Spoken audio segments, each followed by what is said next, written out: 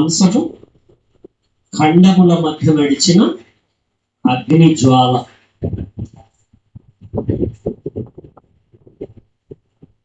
ప్రియమైన దేవుని పిల్లలారా, దేవుడు వస్తున్న ప్రతి మాటలో నుంచి మనము అమృతాన్ని స్వీకరించాలి. ఒకడు నా మాట గైకొని నెడల వాడెన్నడూ మరణము రుచి చూడడు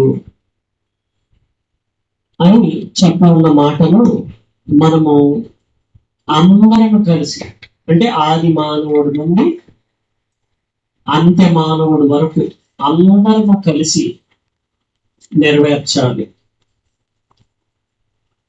అందరము కలిసి నెరవేర్చిన తర్వాత రెండో రాకడలో ఒక్కసారిగా అందరికి కలిపి పునరుద్ధానము ఏర్పాటు చేయబడి ఉన్నది. ఆ పునరుద్ధానంలో మనం పాలుభాగస్తులం అవ్వాలంటే ఎప్పటి మన కష్టార్జితమే అప్పటికి ప్రతిఫలం. ఇప్పుడు మనము అందుకున్న దాన్ని బట్టే అప్పటికి ప్రతిఫలం అందుతుంది. ఇది అమృతం అన్నమాట. ఇది దేవదూతలకు అందలేదు. మనం మాట్లాడుకొనుచున్న రాబోను జీవితకాలము ఆయన దూతలకు లోబర్చలేదు. అంటే పరలోకం అనేది దేవదూతలకు లోబర్చలేదు. వారసత్వం అనేది దేవదూతలకు ఆయన లోబర్చలేదు. ఈ అమృతము తన పిల్లలకే దక్కటానికి దేవుడు ప్రణాళిక చేసుకొని ఉన్నాడు. ప్రేమైన దేవుడి పిల్లలారా, లోకంలో రకరకాల కథనాలు ఉన్నా కూడా మృతమేవు దేవుడి మాట. దేవుని గురించి క్రీస్తు ఎలా చెప్పాడు? ఆయన తనంతట తానే జీవము గలవాడు. పాత నిబంధనలో ఏం చెప్పబడింది? జీవ జలముల ఊట అయినా నన్ను మీరు విసర్జించి ఉన్నారు అని అన్నాడు. అంటే దేవుడు ఎవరంట? జీవ జలముల ఊట, అంటే అమృతం. సముద్రాన్ని చూపితే వచ్చేది కాదు అమృతం అనేది. దేవుణ్ణి ప్రేరేపిస్తే వస్తుంది. దేవుని ప్రేరేపించాలి. నన్ను పూర్ణ మనసుతో వెతికితే నేను మీకు దొరుకుతానన్నారు క్రీస్తు. నన్ను నేను మీకు కనపరుచుకుంటాను, నన్ను నేను తెలుసుకుందరు అని అన్నాను, నన్ను కనుగొందురు అని అన్నాను. అంటే సముద్రాన్ని చిలికం కాదు, దేవుణ్ణి ప్రేరేపించాలి. దేవుని చిలుకాలి. మజ్జిగ చిలికినట్లుగా, మనము వెన్న తీసినట్లుగా మనము దేన్ని చిలకాలి?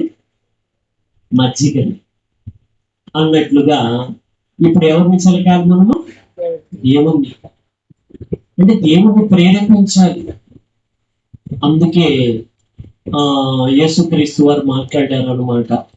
మీకు తెలిసిన మాట, మానక విసకక రాత్రింబగళ్ళు తండ్రికి ప్రార్థన చేయండి. విసకక మానక చేయమని అన్నారు. విసకక మానక. దివారాత్రము తాను ఏర్పరచుకున్న వారు తనను దివారాత్రము వేడుకుంటున్నప్పుడు ఆయన ఎందుకు న్యాయం తీర్చడం అని కూడా చెప్పారు. అంటే ఇప్పుడు నిరంతరం ఆయన్ని మనం ఏం చేయాలి? ప్రేరేపించాలి. ఇలా ఈ ప్రేరణ మొదటి మనిషి దగ్గర నుండి చివరి మనిషి వరకు ఎవరికి శక్తి చాలలేదు. ఇది ముందులే తెలిసిన దేవుడు గొప్ప ప్రణాళిక జగదుత్పత్తికి ముందుగానే వేసాడు. బాగా జల్లించినప్పుడు నాణ్యమైనది మనకు వస్తుంది కదా.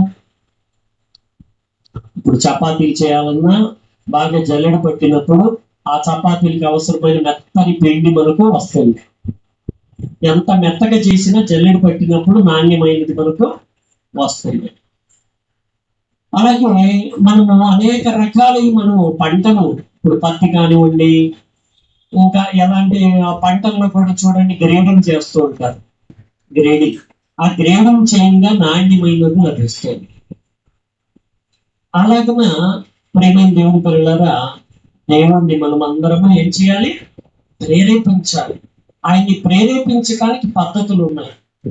ఆ పద్ధతులు మేము మాకు తెలిసిన దానిని ఆరాధించువారము అని క్రీస్తు చెప్పారు. మీరు మీకు తెలియని దానిని ఆరాధించువారు. అందరూ పూజలు చేస్తున్నారు, ప్రార్థనలు చేస్తున్నారు, రకరకాలుగా దేవుని గురించి గొప్ప ప్రేరణ కలుగజేస్తున్నారు. పాటలకు పాటలు, ప్రార్థనకు ప్రార్థనలు, మాటలకు మాటలు, మరి రకరకాలైన ప్రేరణలు జరుగుతున్నాయి. కానీ అందరు ఎలా ఉన్నారంట? మీరు మీకు తెలియని దానిని ఆరాధించున్నారంటే దేవుని యొక్క రూల్స్ తెలియకుండానే దేవుణ్ణి ప్రేరేపిస్తుంటే ఎలా వచ్చింది? ఇప్పుడు ప్రాసెస్ అనేది ఇలా చేస్తే అని మనకు తెలిసినప్పుడు మనము ఆ ప్రాసెస్ ను పూర్తి చేసుకొని ఫలాలు పొందుకుంటున్నాం. ఇప్పుడు తామర పుష్పాలు ఉంటాయి, ఇది బురద నీళ్ళల్లో ఉంటాయి. అవి ఆ లోపల ఆ పూల్లో నుంచి ఆ కాయలు తీసుకుంటారు, అవి నల్లగా మసిగలాగా ఉంటాయి. అవి ఎట్లా లోతు నీళ్ళల్లో, మురికి నీళ్ళల్లో, లోతుల్లో, అక్కడ రకరకాల క్రిమి కీటకాల మధ్యన, విష సర్పాల మధ్యన, మరి నల్లగా ఆకారంతో ఉన్న వాటిని తెల్లటి ఆకారంలో మఖానా అని అమ్ముతున్నారు. చాలా పోషకాలు ఉన్నాయి దాంట్లో, ఖరీదైనదిగా తెల్లగా ఉంటాయి అవి. మరి అలాగే రావటానికి దాని వెనక ప్రాసెస్ ఎంత గొప్పది. అలాగనే మనం సగ్గు బియ్యం అని చాలా చీప్ గా మనము ఉపయోగించుకుంటూ ఉంటాం. కానీ దాని వెనక ప్రాసెస్ చాలా పెద్దది. గడ్డలు, దుంపలు, ఆ దుంపల నుంచి రకరకాలైన ప్రాసెస్. అంటే ఇలా చేస్తేనే వచ్చిందా అంటే, మరి ఇప్పుడు హోటల్స్ లో పూరీలు చేస్తున్నారు, చపాతీలు చేస్తున్నారు, దోశలు వేస్తున్నారు. మన ఇళ్లలో అలా ఎందుకు రావటం లేదు అంటే, దానికి తగ్గట్లుగా ఏదో ఒక రూల్ పాటిస్తేనే వాళ్ళకి అలాగే యూనిఫామ్ వేసినట్లుగా వస్తున్నాయి వాళ్ళకి. ఆ రుచులు కానివ్వండి, ఆ ఆకారాలు కానివ్వండి. అంతేనా? అంటే సృష్టిలో ప్రతి పదార్థానికి ఒక్కొక్క గుణం ఉంది. దాని దాని ఆ దాని దాని పని నిమిత్తము యెహోవా ప్రతి వస్తువును కలగజేసేను అని ఉంది. మరి కలగజేయబడిన వాటినే ఇలా చేస్తేనే అని ఒక రూల్ ఉన్నప్పుడు, మరి దేవుడిని ఎలా పడితే అలా ప్రేరేపిస్తే అమృతం ఎలా వచ్చింది? అది పాయింట్ అనమాట. అర్థమైందా? అందరు ఏం చేస్తున్నారు? తమకి ఇష్టం వచ్చినట్లుగా ఆరాధన చేస్తున్నారు. పెదాలతో కనపరుస్తున్నారు, పెదాలతో అయితే ఘనపరుస్తున్నారు, హృదయము దూరంగా చేసుకొని ఉన్నారు. అంటే మానవులు కల్పించిన పద్ధతులు కలిపేస్తున్నారు. మనకి తెలియని చోట మనం ఏం చేస్తాము? అట్లాగే ఊరుకోలేదుగా, సమయం ఆగదుగా మన కోసంగా, ఏదో ఒకటి కలిపేస్తూ ఉంటారు. మీరు ఒక మాట చెప్తారు మీ బిడ్డకు, అక్కడికి వెళ్ళి చెప్పేటప్పటికి ఆ మాటలో ఖాళీ కనబడేప్పటికి పూర్తి చేస్తారు వాళ్ళు ఏదో ఒక మాటతో. అప్పుడు అది కల్తీ అయిపోతుంది. నేను ఇలా కాదు కదా చెప్పింది అంటారు మీరు. ఆ తర్వాత అవతలలో భేదాలు, రోషాలు వస్తాయి ఒక్కోసారి. లేదా మరొక విషయం జరిగింది, నేను ఇలా కదా చెప్పి పంపించిందంటే, కాదు నువ్వు ఇలాగే చెప్పావని ఇద్దరి మధ్యన అభిప్రాయాలు, అభిప్రాయ భేదాలు, గొడవలు ఇలా జరుగుతూ ఉంటాయి. అంటే తెలిసిన దానిని ఆరాధిస్తున్న క్రీస్తు పరిశుద్ధాత్ముడు, ఇలా పరిశుద్ధులందరూ ఒకవైపు ఉంటే తెలియని దానిని మీరు ఆరాధిస్తున్నారు అని క్రీస్తు మిగిలిన ఇంకొక వర్గంతో మాట్లాడారు కదా. అలాగే ప్రేమైన దేవుని పిల్లలారా, ఈరోజు పాఠం ఏంటి? అంశం ఏంటి? ఖండముల మధ్య నడిచిన అగ్నిజ్వాల. మూడవ వాక్యం చూడండి. ఆది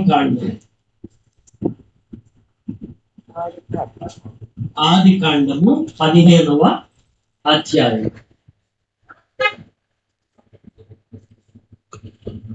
ఆది కాండము 15వ అధ్యాయం.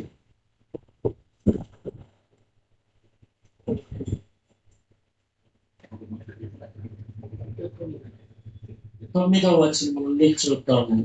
8 నుండి చూద్దాము. అంటే దేవుడు చెప్పిన మాట కూడా చూడాలనుకుంటే 7 నుండి చూద్దాం. ఆయన నీవు ఈ దేశమును స్వతంత్రించుకున్నట్లు దాన్ని నీకు ఇచ్చుటకు కల్దీయుల ఊరను పట్టణములో నుండి నిన్ను యువతలకు తీసుకుని వచ్చిన యెహోవాను నేనే అని చెప్పినప్పుడు అతడు ప్రభువైన యెహోవా నేను దీన్ని స్వతంత్రించుకోలేదను అని నాకెట్లు తెలియను అని పైన 6వ వచనంలో చూస్తే అతడు యెహోవాను నమ్మెను, ఆయన అది అతనికి నీతిగా ఎంచబడి. తర్వాత మాట చూడంగానే దేవుడు ఇంకొక మాట చెప్పాడు, అబ్రహామును మరింతగా అబ్రహాము యొక్క హృదయంలో నుంచి ఈ మాటను తేవటానికి దేవుడు మళ్ళీ ఇంకొక మాట మాట్లాడాడు వాగ్దానము. వెంటనే అబ్రహాం గారు మనలాంటి రక్త మాంసములతో కూడిన బలిహీనుడైన మనిషే కదా, కాబట్టి పైన నమ్మాడు. ఇక్కడికి వచ్చేటప్పటికి నేను చెప్పింది నేను స్వతంత్రించుకున్నట్లుగా నాకేంటి గ్యారెంటీ, నాకు ఎలా తెలుస్తుంది అంటే తెలిసిన దానినే ఆరాధించటము అనేది వాస్తవం. ఏదో ముద్దుగా తల ఆడించటం ఎలా? ఇప్పుడు అబ్రహాము గారికి స్పష్టత పైన మాటలో వచ్చింది కాబట్టి నమ్మెను, అది అతనికి నీతిగా ఎంచబడింది. కింద మాటలోకి వచ్చేటప్పటికి ఇది నేను స్వతంత్రించుకుందని నాకెట్లు తెలియను అంటే గ్యారెంటీ ఏంటి, నాకు ఎలా అర్థమవుతుంది, నా హృదయంలో స్పష్టత కావాలి అని అడుగుతున్నాడు. అర్థమైంది మీకు? తెలిసిన దానినే ఆరాధించడంలో గొప్పవాడు అన్నమాట. ఎవరు? అబ్రహాం గారు. అందుకే మొదటి మాటలు మీకు ఎన్ని చెప్పింది నేను. తర్వాత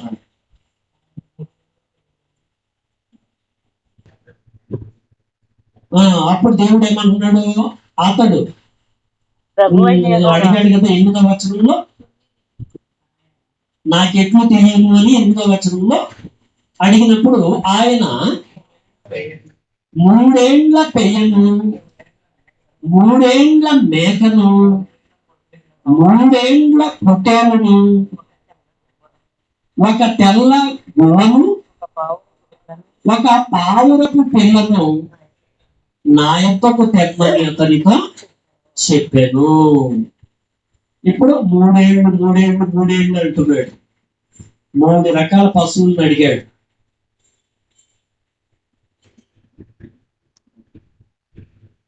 3 రకాల పశువులు అంటే పెయ్యను, పొట్టేలను, లేఖను, ఇలా 3 అడిగారు అనమాట. 3 సంవత్సరాలు అంటున్నారు. అంటే 3 సంవత్సరాలు అంటే శ్రేష్టమైన ఒక పక్వానికి వస్తాయి అన్నమాట. అవి ఒక శ్రేష్టమైన వయసులోనికి అడుగు పెడతాయి 3 సంవత్సరాలు. కాబట్టి అలా దేవుడు 3 అనే మాటకి ఇంకా చాలా ఉన్నాయి అర్థాలు.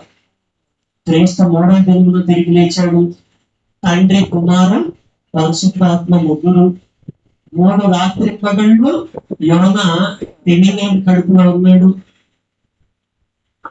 లోకంలో చూస్తే 3 ఎండాకాలం, వానాకాలం, చలికాలం, 3 ఋతువులు. ఇలాగా చూసుకుంటే 3 అనే దానికి చాలా రకాల పరమార్థం ఉంది. అలాగే యేసుక్రీస్తు వారు చనిపోయినప్పుడు కూడా 3 గంటలు చీకటి అయింది. అర్థమవుతుందా? ఇలా చాలా రకాలుగా దేవుడు అనేక రకాలైన ఆలోచనతో చెప్పాడు అనమాట. అలాగే ఆ 3వ సంవత్సరంలో అవి చక్కని ఒక స్థితికి వస్తాయి అన్నమాట. అర్థమైందా? తీసుకొని రమ్మని దేవుడు అడిగాడు. అతడు అవన్నీ తీసుకొని వాటిని నడుమకు ఖండించి దేని ఖండమును దాని ఖండమునకు ఎదురుగా ఉంచాడు. అంటే రెండింటిని ఏం చేశాడు? చీల్చాడు. 3 జంతువులు ఏం చేశాడు? చీల్చాడు. చీల్చి 2 పక్కల పెట్టాడు అన్నమాట. 2 పక్కల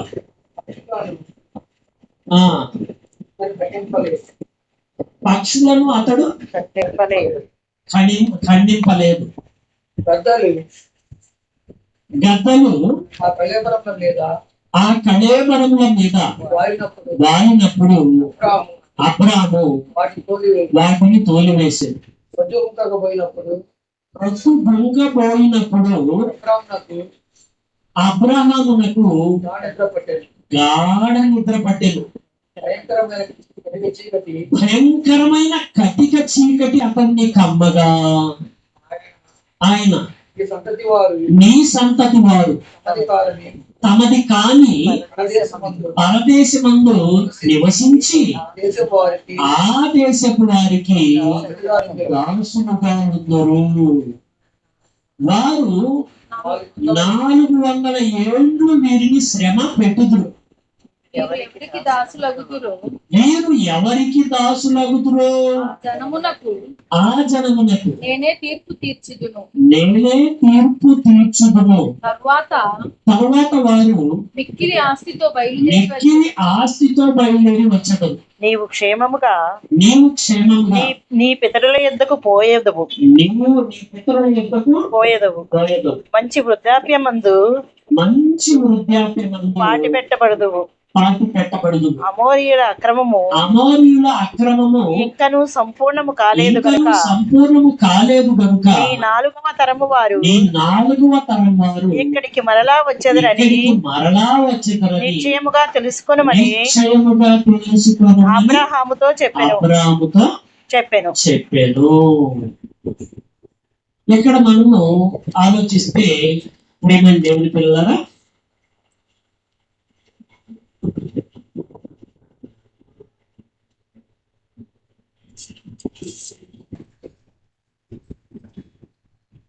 తర్వాత ఆలోచించండి. తర్వాత చూడండి 17వ వచనం. మరియు పొద్దు గుంకి కటిక చీకటి పడినప్పుడు రాజుచున్న పొయ్యి అగ్ని జ్వాలయును కనపడి ఆ ఖండముల మధ్య నడిచిపోయెను.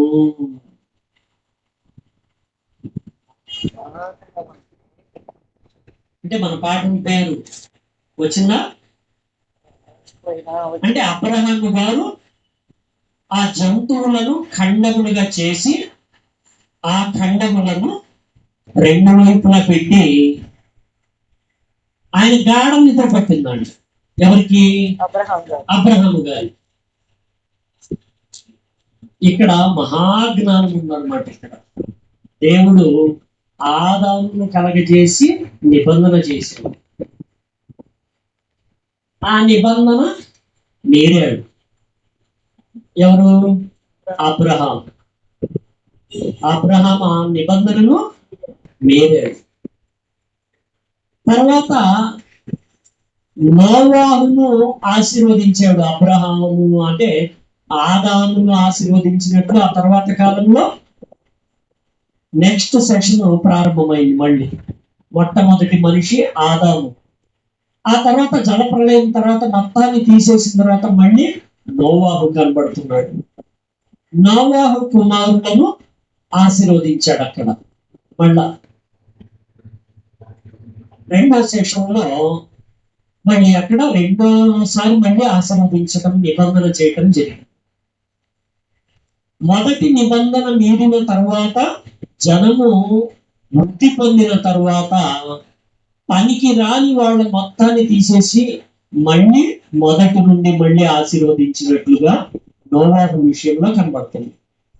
ఆ తర్వాత నోవాహు జలప్రలయం తర్వాత దేవునికే మనసు వచ్చి ఒక్కసారిగా నువ్వు మొత్తం మళ్ళీ ఇలాగ నీటి వలన నాశనం చేయనని ఆయన నిబంధన ఒకటి చేశాడు. ఇంద్రధనస్సును సృష్టించాడు. ఆ తర్వాత కాలం అలా సాగుతున్నప్పుడు అబ్రహాము కాలం దాకా మళ్ళీ జనము ఆశీర్వాదంతో ప్రబలారు. అలా ప్రబలినప్పుడు గతంలో దేవుడు ఇచ్చిన ఆ వాగ్దానం ప్రకారముగా పాపము విరుద్ధంగా పెరిగినా కూడా దేవుడు ఆనాడు నోవాహు నీతిమంతుడుగా చూసినట్లుగా ఆనాడు అబ్రహాము గారిని చూశాడు దేవుడు. అబ్రహాము గారితో నిబంధన చేశాడు, శాశ్వత నిబంధన చేశాడు. ఆ కాలంలో మనుషుల నిబంధనలు ఎలా ఉండేవి? మనుషుల నిబంధనలు ఎలా ఉండేవో చూద్దాం ఒకసారి. ఈ రోజుల్లో లాగా మరి పత్రాలు, కాగితాలు ఇట్లాంటి ఏం లేవు కదా. ఆనాడు మనుషుల మాటనే చాలా విలువగా ఉండేది ఆ రోజుల్లో. అలాంటి నిబంధనలు ఎలా చేసుకునేవాళ్ళు అనేది ఇర్మియా గ్రంథంలో ఒకసారి చూద్దాము. మళ్ళీ ఇటు వద్దాం మనం. ఆది కాండం అలా ఉంచుకోండి. ఇర్మియా గ్రంథము 34వ అధ్యాయం.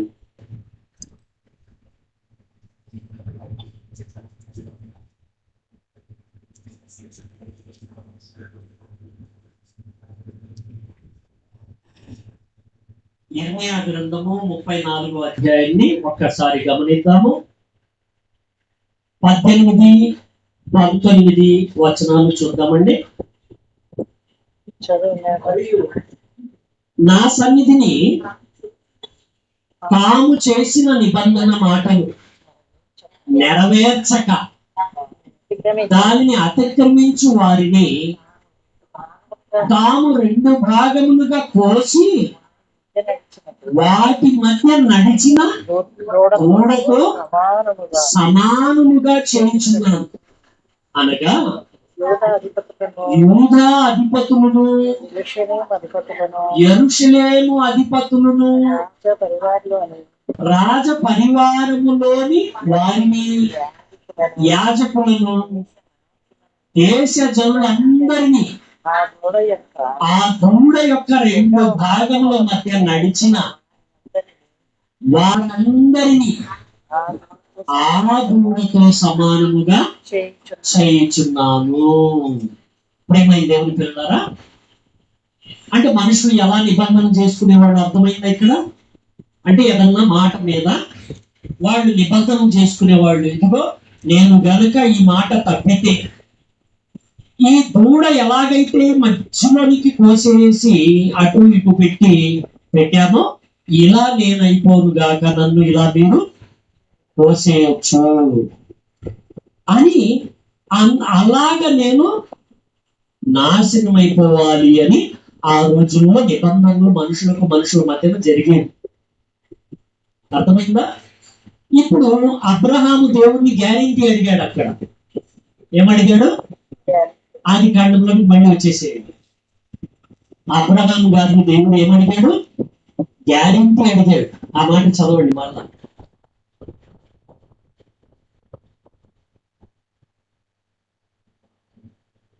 ఆది కాండం 15వ అధ్యాయంలో మనము 7వ వచనాన్ని మనము చూసినప్పుడు 8 వరకు ఆయన, నీవు ఈ దేశమును స్వతంత్రించుకున్నట్లు దాన్ని నీకు ఇచ్చుటకు కల్దీయుల ఊరను పట్టణముగా నుండి నిన్ను యువతలకు తీసుకొని వచ్చిన యెహోవాను నేనే అని చెప్పినప్పుడు అతడు, ప్రభువైన యెహోవా, నేను దీన్ని స్వతంత్రించుకొనిదనని నాకెట్లు తెలియదు. అంటే ఇప్పుడు ఏమడుగుతున్నాడు? గ్యారెంటీ అడుగుతున్నాడు. ఎవరు? మనిషి అయిన అబ్రహాం. ఎవరిని అడుగుతున్నాడు? ఇంకొక మనిషిని అడగటంలా. ఇందాక ఇర్మియాలో అయితే మనుషులు నిబంధన చేసుకున్నారు. ఇక్కడైతే దేవుడు మనిషి మధ్యన నిబంధన. ఇప్పుడు ఇందాక దేవుడు చెప్పినట్లుగా మీరు నిబంధన మీరారు, ఇదిగో మిమ్మల్ని దూడ వలె సమానంగా చేస్తున్నాను, ఇలాంటి శిక్షలతో మిమ్మల్ని, మీరు మాట తప్పారు కాబట్టి ఆ దూడ వలె మీరు నరకబడతారు అనే మాటగా వాళ్ళకి హెచ్చరికలు చేశాడు కదా దేవుడు. ఇందాక ఇర్మియా గ్రంథంలో 19వ వచనం తర్వాత మీ మాంసము కళ్ళేబరములను ఆకాశ పక్షులకు వేసేస్తాను, కడుపార తినిపిస్తాను వాటికి అని అన్నారు ఇందాక. అర్థమైందా? అంటే ఆ దూడతో సమానముగా అని అన్నారు.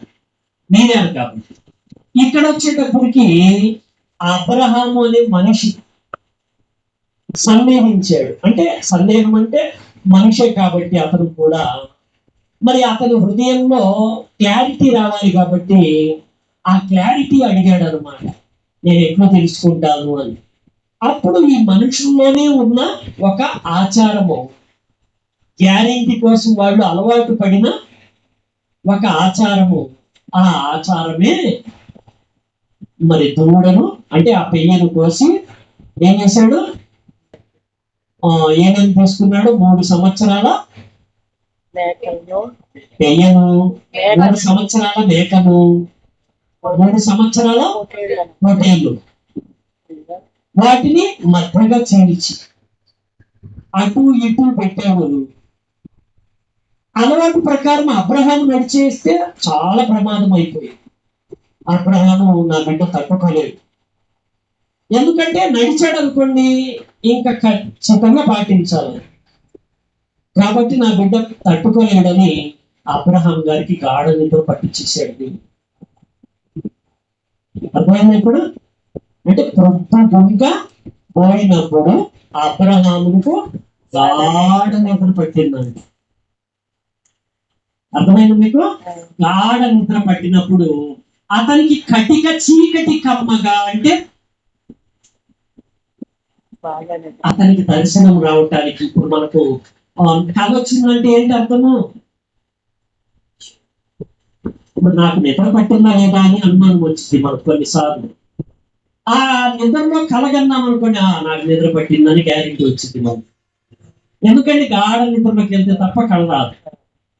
అవునా? అంటే కళ వచ్చింది అని అంటే అలాగా ఇక్కడ గాఢ నిద్ర కమ్మింది. ఆ గాఢ నిద్రలో కటిక చీకటి, అందులో దర్శనం కలిగింది. ఆ దర్శనంలో దేవుడు ఇదంతా చెప్పాడు అనమాట అతనికి. ఏమని? ఇదిగో ఈ విధంగా వాళ్ళు బానిసలుగా మారుతారు, తర్వాత నేను ఇదిగో 400 సంవత్సరాలు బానిసలుగా ఉంటాను వాళ్ళు, తర్వాత నేను రప్పిస్తాను బయటికి అని ఇదంతా చెప్పాడు దేవుడు. ఈయన చెప్పాడు. ఆ తర్వాత అర్ధరేత్రి, ఆ తర్వాత ఆ ప్రొద్దు గుంక పోయినప్పుడు అనేది గాఢ నిద్ర పట్టింది. ప్రొద్దు నుంచి చీకటి అయినప్పుడు అని ఉంది ఇక్కడ 17వ వచనంలో. అప్పుడు అబ్రహాము చూడగానే ఏం కనపడుతుంది అక్కడ? చిన్న పొయ్యి, రాజు చిన్న పొయ్యి, పొయ్యను అగ్ని జ్వాలయు కనపడి ఖండముల మధ్య నడిచిపోయి ఆ ఖండముల మధ్య నడిచిపోయాను. అంటే ఈ శిక్షలో నేనే ఒక దూడనవుతాను, నేనే ఒక పొట్టేలనవుతాను, నేనే ఒక మేకనవుతాను, నేనే ఒక పెయ్యనవుతాను, నేనే ఇలాగా చీల్చబడతాను అని ఎవరు మాట్లాడింది అబ్రహాంతో? అబ్రహాం దగ్గరికి వచ్చి మాట్లాడింది ఎవరు చెప్పండి? ఎవరు? నేనే అని అన్నాడు కదా. చూడండి 8వ వచనంలో ఏమన్నాడు? 8వ వచనంలో ప్రభువైన యెహోవా అవునండి 7వ వచనం మరియు ఆయన నీవు ఈ దేశమును స్వతంత్రించుకున్నట్లు దాన్ని నీకు ఇచ్చుటకు కల్దీయులు అను ఊరను పట్టణంలో నుండి నిన్ను యువతలకి తీసుకుని వచ్చిన యెహోవాను నేనే అని చెప్తుంది. ఎవరు? ఆ మాట ఉంది అక్కడ. యెహోవాను నేనే అని ఉంది. మరి యెహోవాను యేసుక్రీస్తు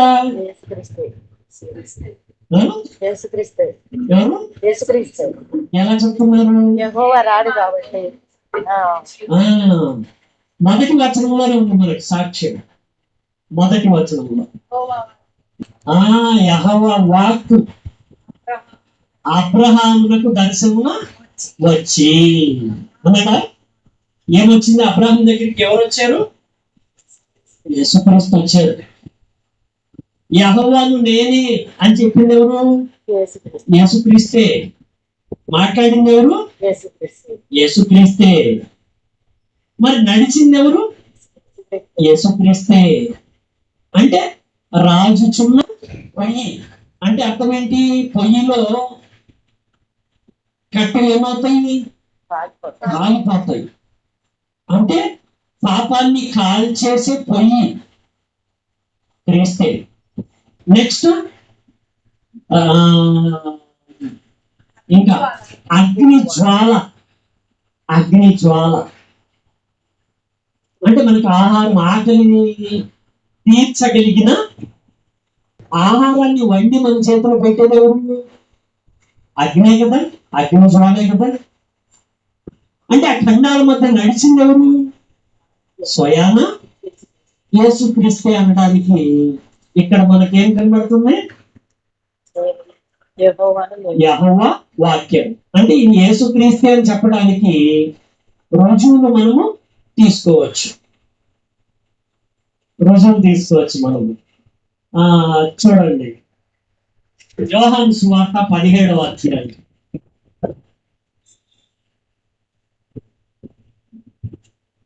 యోహాను సువార్త 17వ అధ్యాయం.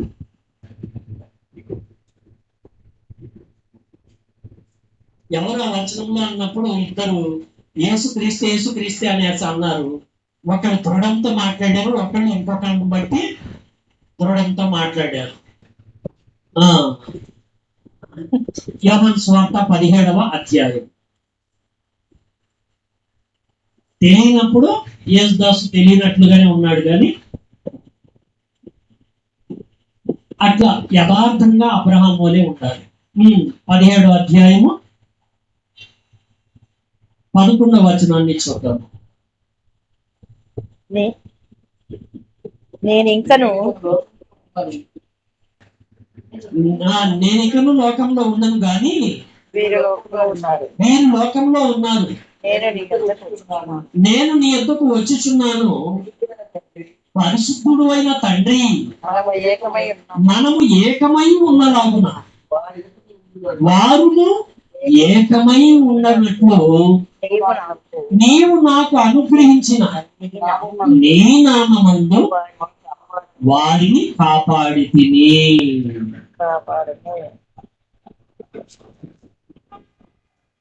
కాపాడుము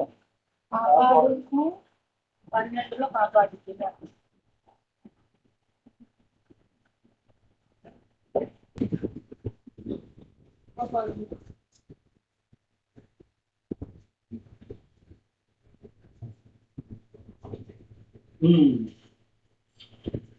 అంటే నీవు నాకు అనుగ్రహించిన అన్నాడు. చూడండి ఇక్కడ అన్నాడా, నీవు నాకు అనుగ్రహించిన నీ నామమందు వారిని కాపాడితిని. అంటే యేసుక్రీస్తు ఏం పొందాడు? తండ్రి అయిన దేవుడు ఏమిచ్చాడు యేసుక్రీస్తుకు? తన నామం. అంటే ఇర్మియా గారు చెప్పిన మాట గుర్తుందా మీకు? ఏమన్నారు ఇర్మియా గారు? నీ పేరు నాకు పెట్టబడింది కదా అన్నాడా?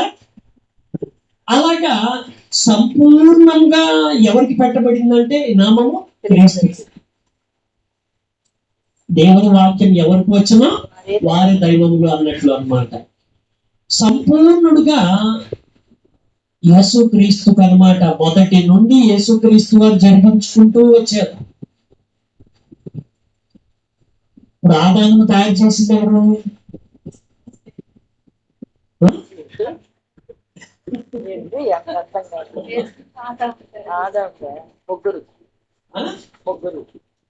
వేరే పాఠంలో చెప్పుకుందాంలేండి అవన్నీ కూడా.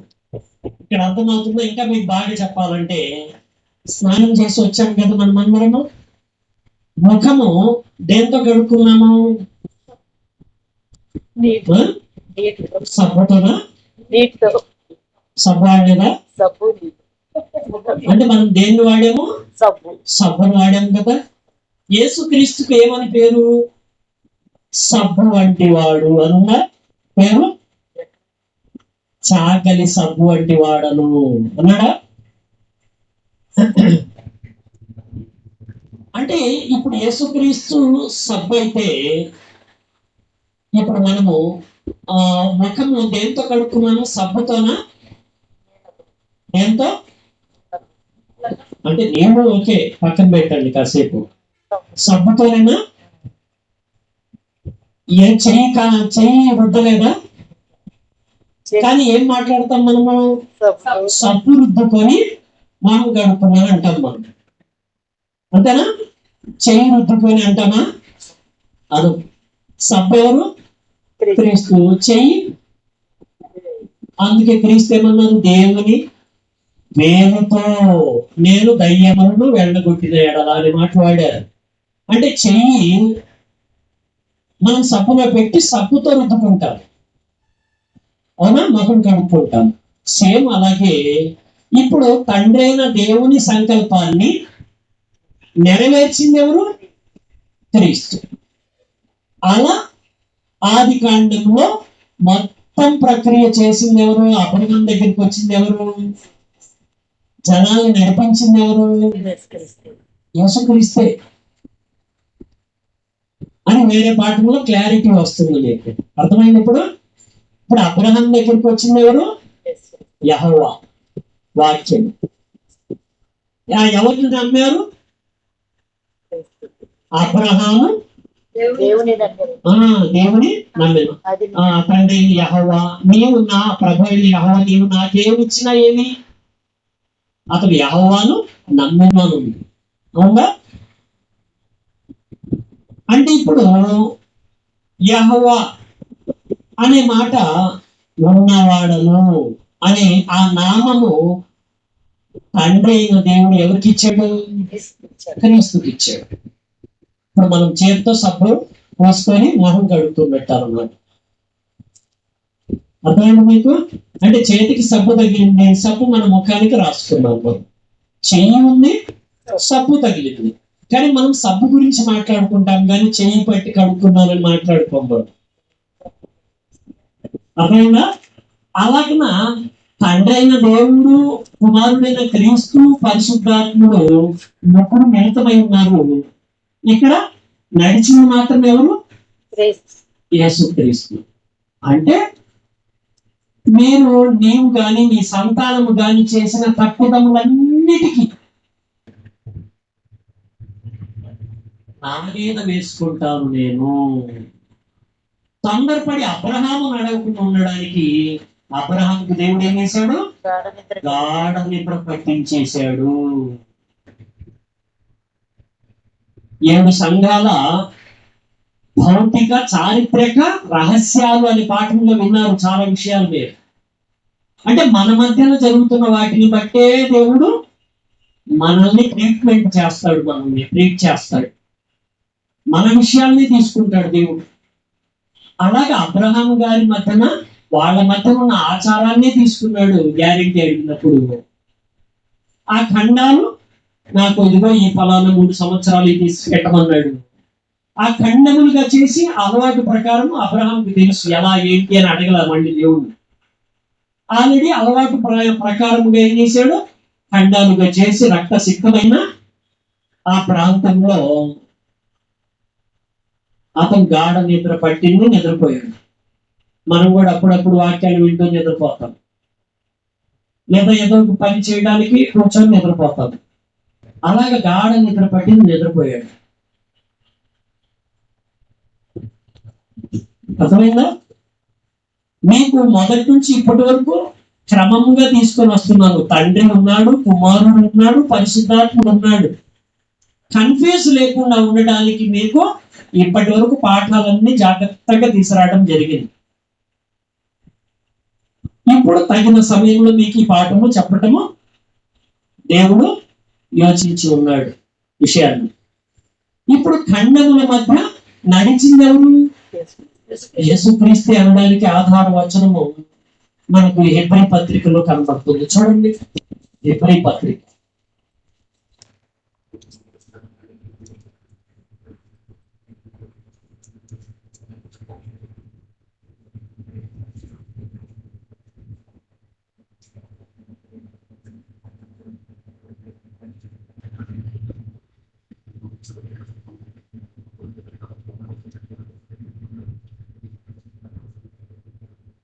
హెబ్రీ పత్రిక 9వ అధ్యాయాన్ని చూద్దాము.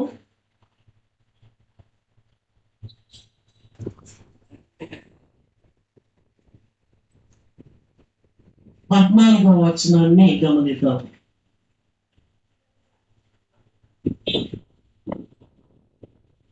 నిత్యుడగు ఆత్మ ద్వారా దేవునికి తన్ను తాను దేవునికి, ముగ్గురు కనబడుతున్నారు చూడండి ఇక్కడ.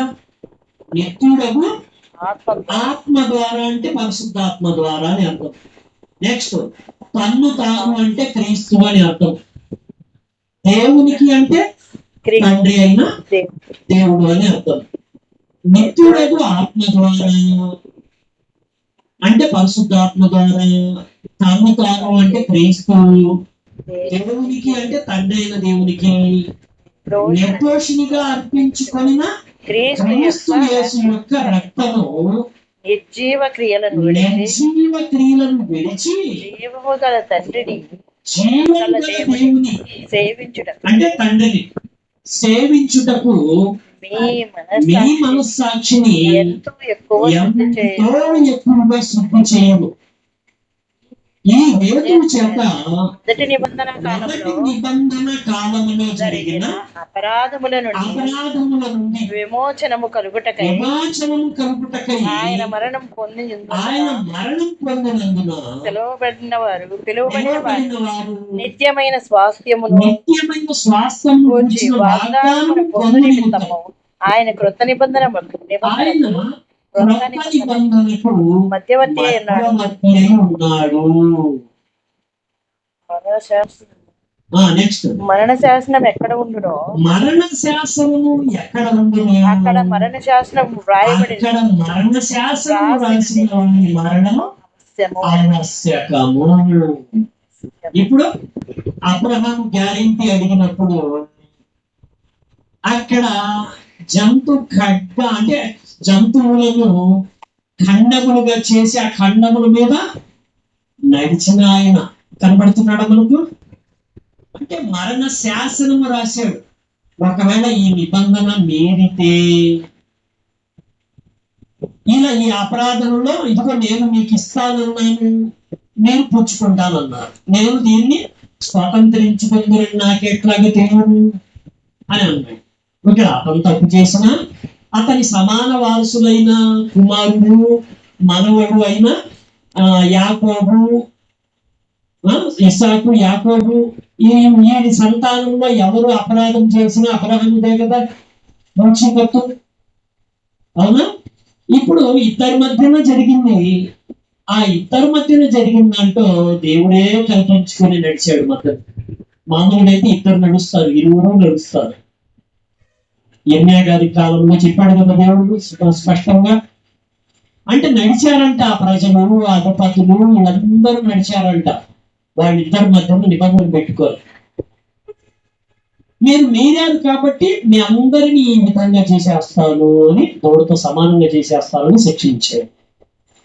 ఇక్కడ అబ్రహాం గారి దగ్గరకు వచ్చేటప్పటికి మరి నిబంధనలో అందించేవాడు దేవుడు, అందుకునేవాడు మనిషి. ఇప్పుడు అందుకునే మనిషిలో తేడా ఉన్నా అందించే వారికి వీలవద్దు కదా ఇవ్వటము. అందుకు గ్యారెంటీ ఒకడు ఉండాలి. దీన్ని ఏమంటారు? జామీన్ అని అంటారు. తప్పు చేసింది ఆ జైల్లో ఉన్న వ్యక్తి, కానీ నాది హామీ అని జామీన్ ఇచ్చిన వ్యక్తి నమ్మకమైన వాడుగా ఉంటాడు. వాడు కూడా పెద్ద దొంగ అనుకోండి. జైల్లో ఉన్నవాడు దొంగ, గజ దొంగ వచ్చాడు, నేను జామీన్ ఇస్తాను, ఎవరైనా ఒప్పుకుంటారా? ఒప్పుకోరు. ఒక దొంగకు జామీన్ ఇవ్వాలంటే ఎవరు ఇవ్వాలి? పరిశుద్ధుడు ఇవ్వాలి. ఇక్కడ యేసుక్రీస్తు గురించి చెప్తున్నాడు చూడండి. అబ్రహాము దగ్గర మరణ శాసనం రాసింది. అసలు మరణ శాసనం ఎక్కడ మొదలైంది? మొదటిగా ఆదాముతో మాట్లాడింది ఎవరు? ఏమని మాట్లాడారు? మంచి చెడ్డల తెలివినిచ్చు ఈ వృక్ష ఫలం నువ్వు తింటే దినమున నీవు నిశ్చయముగా చచ్చిపోతావని ఆజ్ఞాపించింది ఎవరు? ఆజ్ఞాపించింది ఎవరు? ఆయనే రాశాడు. ఎక్కడ రాశాడు మరణ శాసనము? ఆదాము హృదయంలో రాశాడు.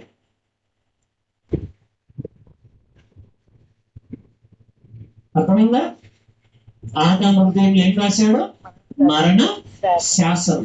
నీవు తిను దినమున నీవు నిశ్చయముగా చచ్చెదవు. చచ్చదవు అని అన్నాడు.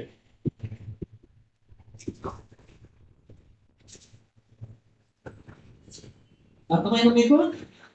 అని ఆ మరణ శాసనం రాసింది ఎవరు? యేసుక్రీస్తే. మరి ఆదాము చేసింది ఎవరు? యేసుక్రీస్తే.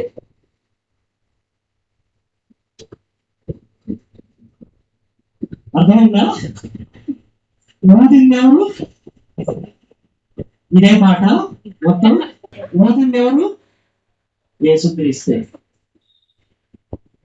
మరి విశ్రాంతిలోనికి వెళ్ళింది ఎవరు? ఆ? తండ్రి అయిన దేవుడు. అక్కడ బోల్తా పడుతూ వస్తారు మీరు, జాగ్రత్త. విశ్రాంతిలోనికి వెళ్ళింది ఎవరు?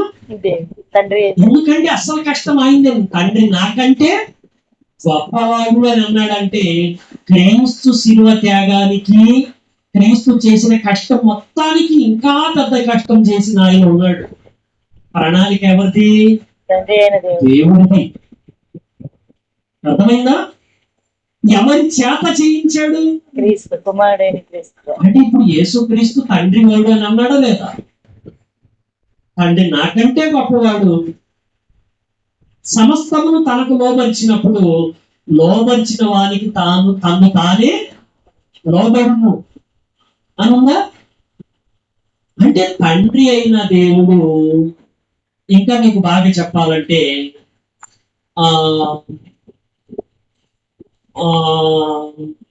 మీకు హామాన్ తెలుసు కదా, మొర్దెకై కూడా తెలుసు కదా, ఎస్తేరు రాణి కూడా తెలుసు కదా, అవునా?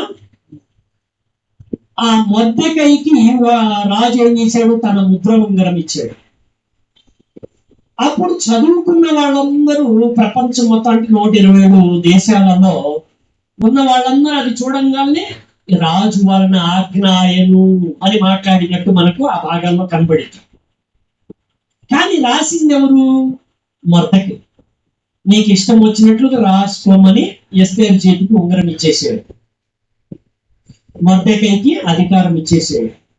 అప్పుడు ముద్ర వేసి మరి మొత్తం రాసుకున్నప్పుడు ఎవరిది? రాజుది. కానీ ఎవరు రాశారు, ఎవరు జరిగించారు? అంటే రాజు యొక్క ప్రధానమంత్రి అని ఉండింది. మొర్దెకై ప్రధానమంత్రి అనే మాట కనబడింది మనం. అలాగే అంటే ఇప్పుడు మొర్దెకై చేసినా కూడా రాజుదే కదా అది, ముద్రను బట్టి. అలాగే క్రీస్తు ఏమన్నాడు? ఆయన మనిషి కుమారునికి ముద్ర వేసి ఉన్నాడు. అంటే తన స్టాంప్ ఇచ్చేసాడు. ఎవరికి? క్రీస్తుకు. తన నామం ఇచ్చేసాడు. ఎవరికి? క్రీస్తు. అర్థమైందా? నీవు నాకు ఇచ్చిన నీ నామమందు అన్నాడా? నీవు నాకు ఇచ్చిన నీ నామమందు వారిని కాపాడుతూనే అన్నాడు. అంటే తండ్రి అయిన దేవుడు నీవు నాకు ఇచ్చిన మహిమను నేను వారికి ఇచ్చి తిని అన్నారా? నీవు నన్ను ఎందుకు హింసించుచున్నావు సౌలా అని అడిగారు కదా. సౌలా సౌలా నీవు నన్ను ఎందుకు హింసించుచున్నావు అన్నాడా? నా శిష్యులను ఎందుకు అన్నాడా? నేను ఆకలి కొంటిని మీరు నాకు భోజనం పెట్టితిరి అని నీతిమంతులతో అన్నప్పుడు ప్రభువా నీకెప్పుడు పెట్టామన్నప్పుడు మిక్కిలి అల్పులైన ఈయన సహోదరునికి పెట్టింది కనుక నాకు పెట్టితిరి ఏనా? అంటే ఇప్పుడు నా పేరేంటి? క్రీస్తు. అంటే నాకు ఎవరి నామం ఇవ్వబడింది? క్రీస్తు. ఇప్పుడు మీకు ఎవరి నామం ఇవ్వబడింది? క్రైస్తవులు. అందుకే నా పేరు పక్కన ఏమని ఉండింది? క్రైస్తవులు. సేమ్ అలాగే యెహోవా అనే నామము ఎవరికి ఇవ్వబడింది? క్రీస్తుకి ఇవ్వబడింది. అర్థమైంది మీకు? అయితే ఆలోచన దేవుడిదే, ప్రణాళిక దేవుడిదే. గర్భంలో ఉన్నప్పుడే తనకు తాను నిర్ణయించుకున్నది మళ్ళీ యెహోవాని, అంటే తండ్రే. అర్థమైంది మీకు? ముగ్గురిని కలిపేశారు గతంలో. మీరు మిమ్మల్ని చక్కగా ముగ్గురు ఉన్నారు అని స్పష్టత రావటం కోసం వరుసగా పాఠాలు చెప్పుకుంటూ తగిన సమయాన్ని తీసుకొని వచ్చాడు. ఇదంతా నా వల్ల జరగటం లేదు. మాట్లాడున్నది మీ నోరు కాదు, నా తండ్రి ఆత్మ మీలో నివసించి మాట్లాడుచున్నాడు అని అన్నారు. అలా ప్రియమైన దేవుని పిల్లగా నాలో మహోన్నతుని విద్య ఒక క్రమంగా తీసుకొని రావటం జరుగుతుంది. మీతో పాటు నేను కూడా వింటున్నాను కదా ఇదే సమయంలో. ఆ విధంగా ప్రియమైన దేవుని పిల్లలారా, మరి అయితే శ్వాస ఎవరిది? తండ్రిది అని మీకు తెలియడానికి, నమ్మకం రావడానికి గత పాఠాల్లో మీరు ఎహెచ్కేలు ద్వారా ఈ విషయంలో మనకు నమ్మకం రావడానికి ఎహెచ్కేలు ద్వారా ఆ ఎముకలకు శరీరాన్ని రప్పించాడు. శరీరాలు వచ్చిన తర్వాత అవి జీవం లేవు, వాటికి చూడలేదు, నడవలేదు, మాట్లాడలేదు, కదలలేదు. అప్పుడు దేవుడు ఏమన్నాడు? నరపుత్రుడా, నీవు ఇలాగ ప్రవచించి జీవాత్మ నలుదిశలా వచ్చి వీరులు వీరు బ్రతకున్నట్లుగా వీరిలో ప్రవేశించును అన్నాడా? అని పలుకు నరపుత్రుడా అని ఎవరితో చెప్పాడు? సేమ్ అంతే. క్రీస్తు కూడా శ్వాస తండ్రిది, కానీ మనలో ఆదాంలో ప్రవేశపెట్టింది ఎవరు? క్రీస్తే. ఈ విషయాన్ని బట్టి పూర్ణం తెలియక చాలా మంది ఇదిగో మరణ శాసనం రాసింది, ఆయన చనిపోవాలని ఉంది హెబ్రీ పత్రికలో, కాబట్టి తండ్రి లేడు, ఇంకా క్రీస్తే తండ్రి, తండ్రే క్రీస్తు అని అలా నడిచేవాళ్ళు ఉన్నారు, కన్ఫ్యూజ్. అలా కాదు, తండ్రి అయిన దేవుడు ప్రణాళిక వేసాడు అనమాట. మొత్తం మీద స్ట్రక్చర్ అంతా, అసలు ప్లాన్ వేసిందంతా ఆయన జరిగించింది, తన పెద్ద చేతితో జరిగించాడు. మనం కూడా చూడండి, ఎవరికైనా ఒకటి రావాలి అంటే ఇప్పుడు మీరు ఏమంటారు? నా చేతితో చేయించండి, ఇది నాకు అలవాటైంది అంటారు మీరు, అవునా? ఇప్పుడు ఫోన్లో ఇప్పుడు నేను మీకు ఏదైనా పాట ఎక్కించాను లేకపోతే ఇంకోటి అనుకోండి, ఇది ఎలా అని మీకు అర్థం అవ్వడానికి మీకు అనుభవం చూపిస్తూ ఉంటాను నేను కదమ్మా. ఈ ఫోన్లో ఎక్కించినప్పుడు ఇది నువ్వు పట్టుకో ఫోన్, మా చెల్లి కూడా అడుగుతూ ఉండేది, అమ్మాయి నేను చేస్తా ఏంటి, నా చేతికి అడిగావా చాలాసార్లు. ఎందుకు అంటే మన చేతితో చేసినప్పుడు మనకు అలవాటు అయిపోయింది. సేమ్ ఇదే ప్రాసెస్ దేవుడు ఏం చేశాడు? సమస్తము ప్రపంచంలో తన కుమారుని ద్వారా నిర్మించెను అనుందా లేదా? సమస్తమునకు వారసునిగా నియమించాడు, తన కుమారుని చేతులతో చేయించాడు అని ఉండేది. అంటే ఆదాము శరీరాన్ని చేసింది క్రీస్తే, ఊదింది కూడా క్రీస్తే, మాట చెప్పి మరణ శాసనం అతని హృదయంలో రాసింది కూడా క్రీస్తే. అయితే ఒక మాట మనకు గట్టిగా పలికారు క్రీస్తు, నా యందు విశ్వసించిన వాడు నా యందు కాదు, నా తండ్రి నన్ను పంపిన వాని యందే విశ్వసించుచున్నాడు. ఎందుకనగా ఈ మాటలు నా అంతట నేను ఏమీ చేయలేదు, నన్ను పంపిన వారి చిత్తం ప్రకారమే నేను పలుకుతున్నాను. నేను ఏమి అనవలసిన ఉన్నదో అది ఆయన నాకు చెప్పిన దాన్ని బట్టే నేను మాట్లాడుతున్నాను అన్నారు కదా. చూడండి, యోహాను సువార్త 12వ అధ్యాయంలో మీకు దృఢత్వం రావటానికి అబ్రహాము వలె మీరు తెలిసిన దాన్ని ఆరాధించాలంటే మీకు హెబ్రీ పత్రిక అలాగే ఉంచండి. యోహాను సువార్త 12వ అధ్యాయం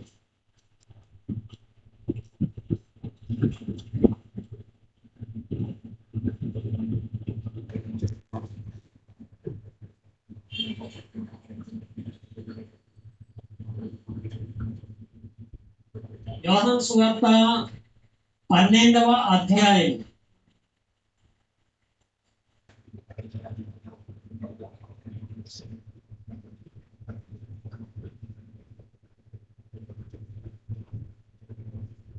44. అంతటి యేసు బిగ్గరగా ఇట్లా నేను నా యందు విశ్వాసం ఉంచువాడు నా యందు విశ్వాసం నా ఉంచువాడు యందు కాదు నా యందు కాదు, నన్ను పంపిన వాని యందే నన్ను పంపిన వాని యందే విశ్వాసం ఉంచుచున్నాడు. విశ్వాసం ఉంచుచున్నాడు. నన్ను చూచువాడు పంపిన వాడిని చూచుచున్నాడు. నన్ను పంపిన వానినే చూచుచున్నాడు. చూచుచున్నాడు. ఇప్పుడు ఒక వర్కర్ అవుతాడు, ఏదో ఒకటి తెస్తాడు. ఖాతా ఎవరిది? ఆ వర్కర్ది కాదది ఖాతా. అర్థమైందా మీకు పాయింట్? నీ నమ్మకమైన పనోడు వెళ్ళాడు, ఆ షాపులో ఒక ₹1,00,000 తాలూకు ఏదో తెచ్చేసుకున్నాడు. ₹1,00,000 ఆ పనివాడిని బట్టి నమ్మాడా? కాదు, ఓనర్ని బట్టి. నోట్ లేకుండా సంతకం లేకుండా ఇచ్చేసారంటే ఎవరు పంపిస్తే? ఓనర్. సేమ్ ఇంతే మన లోపల జరుగుతున్న క్రియలే ఎన్ని కూడా. ఇల్లు నాది అన్నంత మాత్రం నాకు అసలు పెయింట్ వేయటం తెలుసా? కానీ నాది అని అనిపించుకుంటాడు ఒక మనిషి, కానీ కట్టేది మాత్రము వేరే వాళ్ళు, ప్లాన్ వేరే వాళ్ళది. అది ఆలోచన, స్టార్టింగ్ ఆలోచన మీదే. ఆ ఆలోచనకు ఒక కార్యరూపం తీసుకొని వచ్చాడు ఇందుని, అంతే కదా? అలా ప్రియమైన దేవుని పిల్లలారా, ఈ విధంగా యేసుక్రీస్తు వారు చెప్పారు. అంటే భౌతిక రూపాన్ని కాదు, నన్ను చూస్తే దేవుని చూసినట్టు, క్రియలు క్రియలు. అర్థమవుతుందా మీకు? 12వ అధ్యాయంలోనే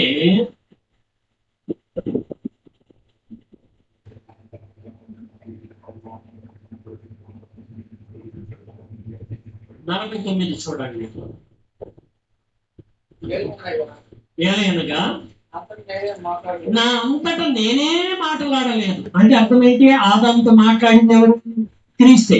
కానీ నా అంతటా నేనే ఆదాముతో మాట్లాడలేదు. చదవండి. నేను ఏమి అనవలను, ఏమి మాట్లాడవలను దానిని గూర్చి నన్ను పంపిన తండ్రియే నాకు ఆజ్ఞ ఇచ్చి ఉన్నాడు. హెచ్కేల్తో నరపుత్రుడా ఇలాగ చెప్పము అన్నాడా? ఎముకలు బ్రతకనట్లుగా, ఆ శరీరాల్లో జీవాత్మ వచ్చినట్లుగా ఇలా పలుకు అని అన్నాడా? అంటే ఇదంతా దేవుడు ఎందుకు చెప్పారు అంటే తర్వాత కాలంలో మనం తెలుసుకోవడానికి ఆధారాలు. హెచ్కేల్తో ఎలా చెప్పమని దేవుడు చెప్తే అలా చెప్పగానే వచ్చేసింది అనమాట ఆ సైన్యం నడుచుకున్నాడు కదా. సేమ్ అంతే క్రీస్తు చెప్తున్న మాట మీకు నమ్మకం ఏర్పడిందా? నెక్స్ట్ 50వ వచనం. మరియు ఆయన ఆజ్ఞ నిత్య జీవమని నేను ఎరుగుదును కనుక నేను చెప్పు సంగతులను నా తండ్రి నాతో చెప్పిన ప్రకారం చెప్పుచున్నాను నేను. అర్థమైందా ప్రియమైన దేవుని పిల్లలారా? అలాగే ఇదే యోహాను సువార్తలో ఒక చక్కని మాటను కూడా, మరొక మాటను కూడా చూద్దాం. 5వ అధ్యాయము 30వ వచనం. 5వ అధ్యాయం 30వ వచనం. 8 అదే 5వ అధ్యాయము 30వ వచనం అండి. యోహాను సువార్త 5:30. నా అంతటా నేనే ఏమీ చెయ్యలేను అంటే ఆదాము తయారు చేసింది ఆయనంతటా ఆయనే తయారు చేయాల. అర్థమైన పాయింట్ ఇప్పుడు మీకు? నేను వెనున్నట్లుగా తీర్పు తీర్చుచున్నాను, నన్ను పంపిన వాని చిత్త ప్రకారమే చేయగోరుదును గాని నా ఇష్ట ప్రకారము చేయగోరను. చాలు, అర్థమైంది ఇప్పుడు? అంటే యేసుక్రీస్తు నా అంతటా నేనే ఏమీ చేయలేదు. ఆయన నాకు ఏమి మాట్లాడవలనో ఆయన నాకు చెప్పినవే నేను మీతో చెప్పాను, నేను అలాగే చేశాను అని యేసుక్రీస్తు దృఢమైన సాక్ష్యం, తండ్రిని ఘనపరిచే సాక్ష్యం ఇచ్చేశారు. ఇప్పుడు ఇండియా గెలిచిన అనగానే ప్రధానమంత్రి వచ్చి బ్యాట్ పట్టుకుంటాడా, బాల్ పట్టుకుంటాడా? రాష్ట్రపతి వచ్చి పట్టుకుంటారా? ఎవరో టాలెంట్ పర్సన్స్ ఆడతారు, ఇండియా గెలిచింది అంటారు. అన్ని చోట్ల జరిగేదే కామన్ గా అవుతుంది. అర్థమైందా ఇప్పుడు పాయింట్ మీకు? ఇప్పుడు హెబ్రీ పత్రికలో ఇందాక ఆపుతున్న చోటుకు వచ్చేసి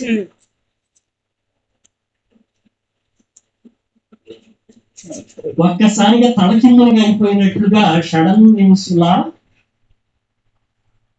మీకు ఉంటుంది. కానీ గతంలో విన్న పాఠాల బలంతో మీరు నిలుస్తారు. అర్థమైన పాయింట్ మీకు అర్థమవుతుందా? ప్రతి మాట అంటే అబ్రహాం అంటే తండ్రి అయిన దేవుడు ఆత్మ కదా, ఆయనకి చావు లేదుగా. గుర్తుపెట్టుకోండి. యేసుక్రీస్తుకు శరీరము, అది కూడా ఎవరిది? మనిషి. అర్థమైన పాయింట్ మీకు అర్థమైందా? ఇప్పుడు ఖండముల మధ్య నడిచింది, శిలువ మీద ప్రాణం పెట్టింది ఎవరు? ఒక్కరే.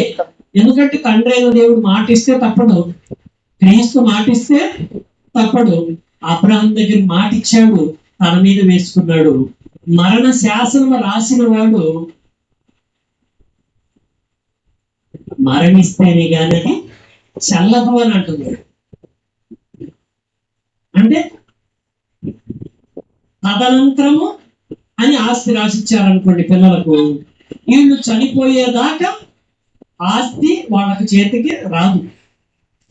వీళ్ళు చనిపోతేనే ఆస్తి వాళ్ళకి వస్తుంది కదా, అవునా?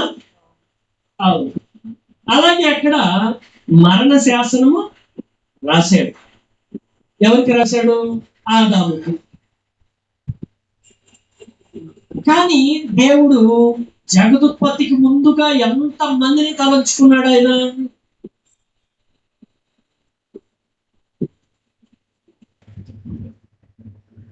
అంతమంది దేవునికి కావాలి కదా. ఆదాము సృజించినప్పుడు భూమిని నింపమనే దేవుడి మాట తప్పిపోదు కదా, వల్లైనా సున్నైనా తప్పిపోదు కదా.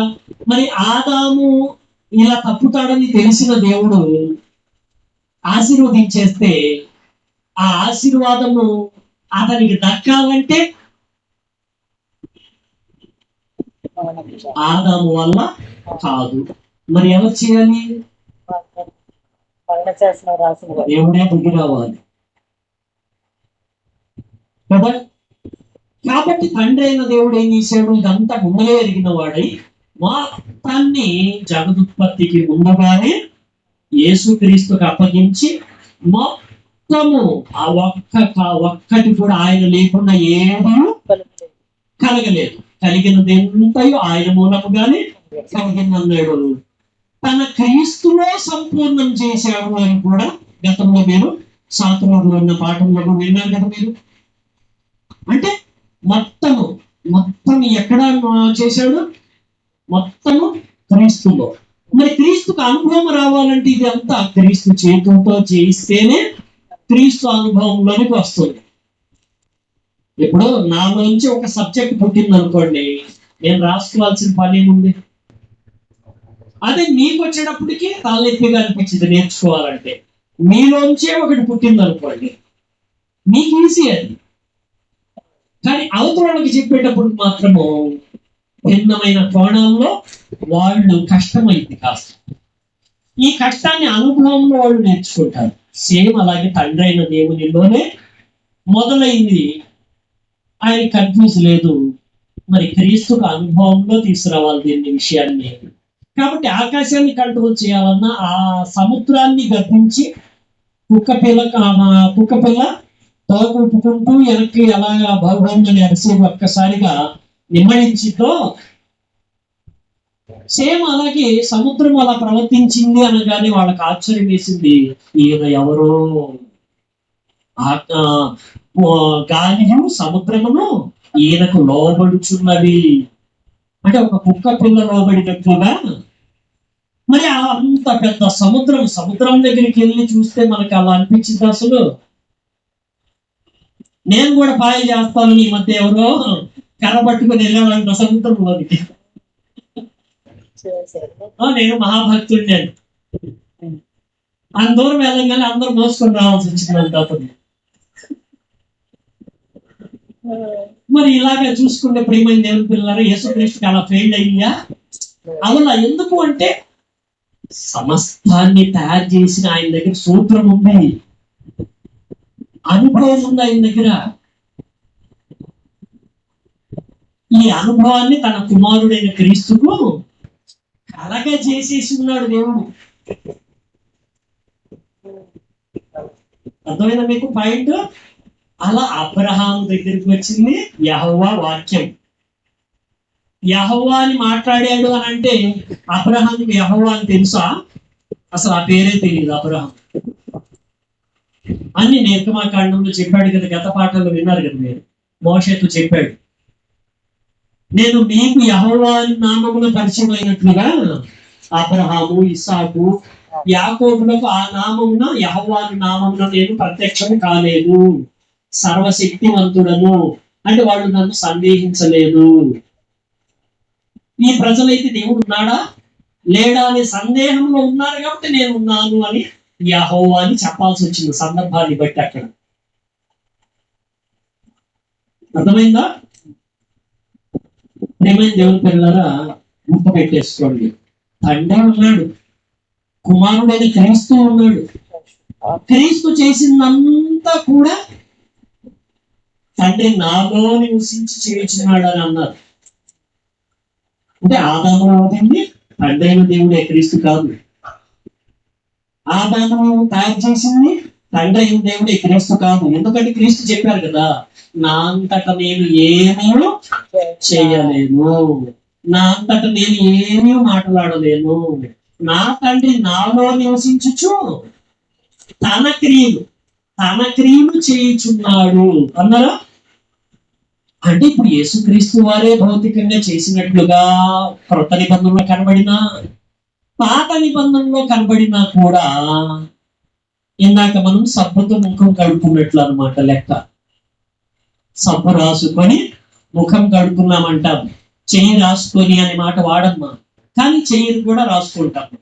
సేమ్ అలాగే చెయ్యి తండ్రి అనుకుంటే సబ్బు క్రీస్తు అనుకుంటే అలాగే తీసుకోవాలి మనం విషయాలు. కేవలం ఉదాహరణగా, అర్థమైందా? అందుకే యెహోవా హస్తము అనే మాట ఉంటుంది. అలాగే యెహోవాను నామం వహించిన వాడే అనే మాట కూడా ఉంటుంది పాత నిబంధన. అంటే వహించటం అంటే ధరించటం అనేది లెక్క. అర్థమైందా? నామం అంటే ఏంటంటే గుణం అన్నమాట, పేరు అనగానే గుణాన్ని సూచిస్తుంది. యెహోవా అంటే ఉన్నవాడను. అర్థమైందా? ఆ విధంగా నేను యెహోవాను నేనే అని అన్నాడంటే ఆ స్టాంప్ ఇచ్చాడు, ముద్ర వేసి ఇచ్చాడు దేవుడు. తన ముద్ర క్రీస్తుకి ఇచ్చాడు. అర్థమైందా? ఎలా నేను పోలీస్ అనగానే ఐడెంటిటీ ఎలా ఉంటుంది? ఆ క్రియలకు తగ్గట్లుగా ఆ పోస్ట్ ఉంటుంది కదా, ఆ చదువుకు తగ్గట్లుగా, ఆ క్రియలకు తగ్గట్లుగా అలా ధరించాడు అనమాట ఆ పోస్ట్ ని. ఆ పోస్ట్ వచ్చింది అని అంటారు కదా. సేమ్ యెహోవాను నామము వహించిన వాడే అనే మాట ఇర్మియాతో మాట్లాడారు క్రీస్తు.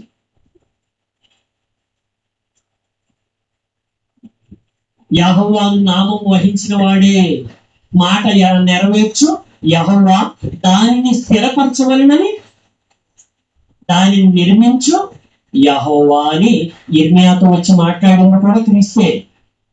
కానీ ఇక్కడ యెహోవాను నామము వహించిన వాడు అనే మాట స్పష్టంగా కనబడింది అక్కడ. అర్థమైంది మీకు పాయింట్? గుర్తుపెట్టుకోండి.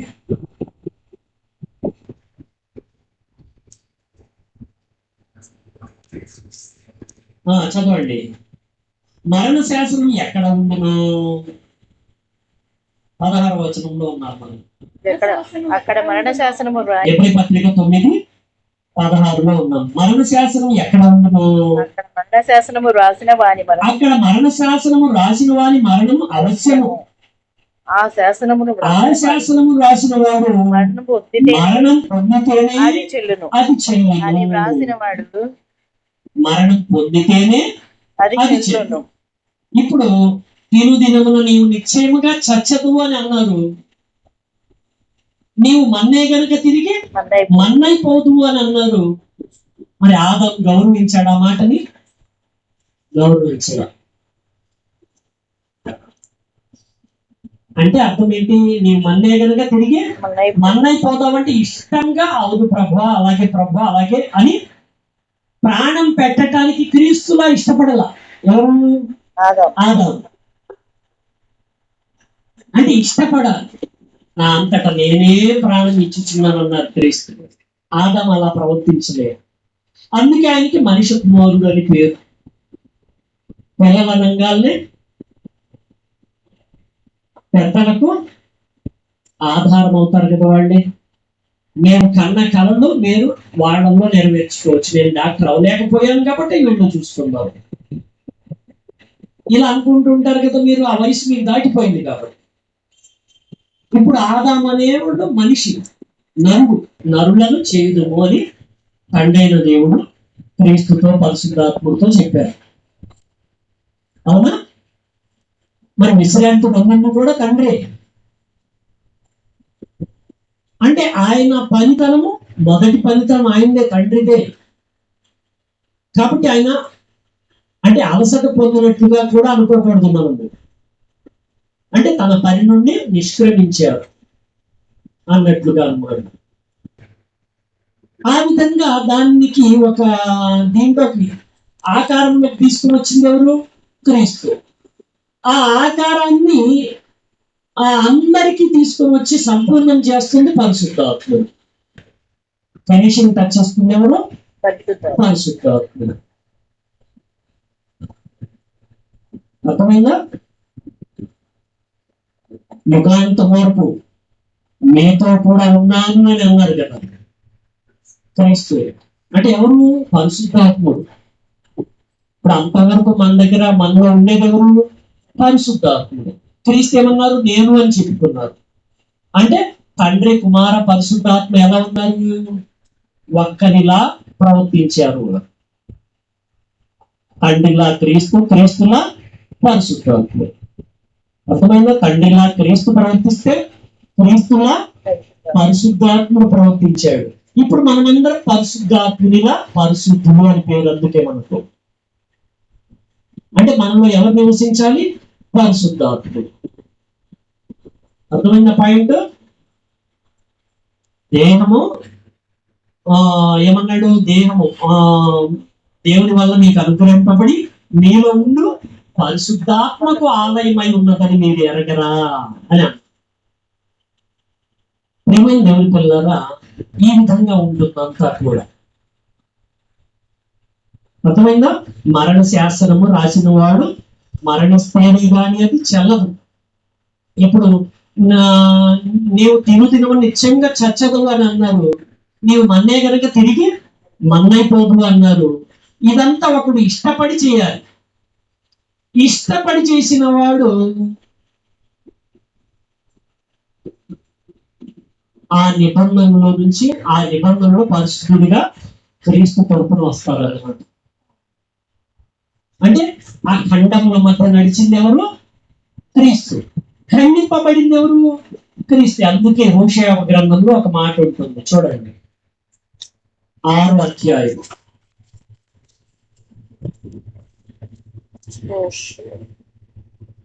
హోషేయ గ్రంథము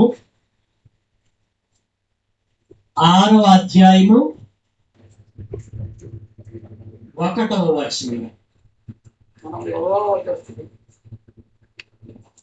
మనము యెహోవా యొద్దకు మరణము రండి, ఆయన మనలను చీల్చి వేశాను. ఇప్పుడు అర్థమైందా? అబ్రహాము ఎవరిని చీల్చి వేశారు?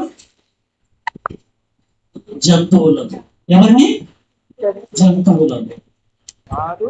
అర్థమైందా? మరి క్రీస్తు గురించి కొరంథీ పత్రికలో మాట మీకు స్పష్టంగా తెలుసుకున్న ఒక మాట ఈ సందర్భాన్ని బట్టి చెప్పండి. ఆ మాట ఏంటో కొరంథీ పత్రికలో క్రీస్తుని గురించి ఇదే సందర్భాన్ని బట్టి ఒక మాట ఉంటుంది, మీకు తెలుసు. ఇదిగో ఆ? లోక పాపంలో మోసుకుని అది కొరంగ పత్రికలో ఉండదు. కొరంగ పత్రికలో ఏమనుంది ఈ సందర్భాన్ని బట్టి మాట 5వ అధ్యాయం 7వ వచనంలో ఉంది కదా. 2వ కొరింథీలో క్రీస్తు అను మన పస్కా పశువు వధింపబడెను ఉందన్నమాట. చూడండి, లేకపోతే కన్ఫ్యూజన్ హోషేయ గ్రంథం అలా ఉంచి మీ కన్ఫ్యూజన్ బట్టి చూపిస్తున్నా. మీకు గుర్తున్నట్టయితే అందరికీ ఆ మాట చెప్తే సరిపోయేది. చూడండి, మొదటి కొరంథీ పత్రిక, కొరంథీయులకు రాసిన మొదటి పత్రిక 5వ అధ్యాయము 7వ వచనాన్ని చూద్దాము. మీరు చివరి మాట, క్రీస్తు అను పస్కా పశువు వధింపబడెను అన్నాడా. అంటే ఇప్పుడు అబ్రహాము దగ్గర ఆ పశువుల ఖండముల మధ్య నడిచింది ఆ అగ్ని జ్వాల ఎవరని అర్థమైపోయింది మీకు? క్రీస్తు. అర్థమైపోయింది ఇప్పుడు. అంటే అబ్రహాముకి దేవుడు చేసిన నిబంధనలో ఆ పశువు సాదృశ్యంగా కనబడుతుంది. పశువు సాదృశ్యంగా కనబడుతుంది. అలాగే పాత నిబంధన కాలంలో గుమ్మాలకు రాసిన ఆ పస్కా పశువు రక్తము క్రీస్తు రక్తాన్ని సూచిస్తుంది. అంటే మొదట పాత నిబంధన కంటే మొదట ఇది గౌరవార్థమై అబ్రహాముకు దేవుడు చూపించాడు అని అంటే నిజంగా అబ్రహాము దేవునికి స్నేహితుడు అని పేరు పొందాడు అనే మాట స్పష్టంగా నిజంగా మనకు నిజం అనిపిస్తుంది ఎన్ని విన్న తర్వాత. కొత్త నిబంధనలు జరగక మునుపు, పాత నిబంధనలు సూచనలు ఇవ్వక మునిపే, మొట్టమొదటి సూచన ఏ గ్రంథం లేనప్పుడే అబ్రహాముతో దేవుడు చేసిన ఈ నిబంధనలో కనబడుతుంది. అర్థమైంది మీకు? క్రీస్తు అని మన పస్కా పశువు వధింపబడి. ఇప్పుడు హోషేయ గ్రంథంలోకి వచ్చేసేయండి. 6వ అధ్యాయం 1వ వచనం. వాళ్ళు గుర్తించేశారు ఆనాడు, మనం యెహోవా యొద్దకు మరుందము రండి, ఆయన మనలను చీల్చివేసెను. అంటే అబ్రహాము దగ్గర చీల్చబడిన ఆ జంతువులు ఎవరికి సాదృశ్యము? ఆదాముకు. ఆదాము నీవు తిరుదినము నిశ్చయముగా చచ్చదు అని అన్నాడు కదా. చీల్చివేశాడు. ఆయనే మనల్ని స్వస్థపరచును, ఆయన మనలను కొట్టెను, ఆయనే మనలను బాగు చేయును. 2 దినములైన తర్వాత ఆయన మనల్ని బ్రతికించును. మనము ఆయన సముఖమునందు బ్రతుకున్నట్లు 3వ దినమున ఆయన మనలను స్థిరపరచును. చూసారా? అంటే 3వ దినమున ఆయన మనల్ని స్థిరపరుస్తాడు అన్న మాటకి సాదృశ్యమే 3 ఏళ్ల పెయ్య, 3 ఏళ్ల మేక, 3 ఏళ్ల పొట్టేళ్ళు. కటిక చీకటి కూడా 3 గంటలు కనబడుతుంది. క్రీస్తు శిలువ 12 గంటల నుంచి 3 గంటల వరకు. అలాగే యోనా 3 రాత్రి మగుడు ఎలా సమాధిలో ఉన్నాడు, ఆ తిమింగల కడుపులో ఉన్నాడు, అలాగే నేను భూగర్భంలో 3 రాత్రి మగుడు ఉంటారని 3 అనే సంఖ్యను సూచించారు క్రీస్తు. ప్రియమైన దేవుని పిల్లలారా, అర్థమవుతుందా? ఎంత చక్కగా ఉన్నదో చూడండి బైబిల్ స్పష్టంగా. అంటే ఇప్పుడు చీల్చబడింది ఎవరు? ఆదామే, మనుషులే. కానీ శరీరం క్రీస్తుది కాదుగా. క్రీస్తు స్వతహాగా శరీరం కాదు కదా. అర్థమైంది మీకు? ఇప్పుడు యేసు క్రీస్తు శరీరం గురించి ఏమని రాయించాడు? తండ్రి అయిన దేవుడు ఎలా పంపించాడు అంటే క్రీస్తును పాప శరీరాకారంతో పంపి ఆయన శరీరమందు పాపములకు శిక్ష విధించను అని చెప్పాడు. యెషయా గ్రంథంలో ఉన్న ఒక మాట మీకు తెలుసు కదా. ఆ తిరుగుబాటు వలన అందరూ నడినెత్తి మొదలుకొని అరికాళ్ళ వరకు ఎక్కడ చూచినా దెబ్బలు, పొంగు, పచ్చి పొంగు, అవి మెత్తన చేయబడలేదు, అవి నూనె నూనె రాయబడలేదండి, దానికి నూనెతో మొత్తన చేయబడలేదు, పిండబడలేదు, కట్టబడలేదు అన్నాడు. అయితే యేసుక్రీస్తు పొందిన గాయముల చేత మనకు మెడిసిన్, మనకు స్వస్థత కలుగుచున్నది అని మనకు యెషయా 53 అధ్యాయంలోనే మళ్ళీ చెప్పేశాడు. అంటే ఈ పచ్చి పుండ్లుగా అందరూ కట్టబడి ఉన్నారు. భౌతికంగా మంచిగా మనిషి కంటికి మనిషి బాగా కనబడుతున్నారు, కానీ దేవుని కంటికి ఆ చేయించబడిన దూడ వలె అన్నాడు కదా ఇర్మియాలో. ఆ దూడతో సమానంగా మిమ్మల్ని చేయించున్నాను అని అన్నాడు. అలాగే హోషేయ మనుషులు ఏమంటున్నారు? ఆయన మనల్ని చీల్చివేశారు.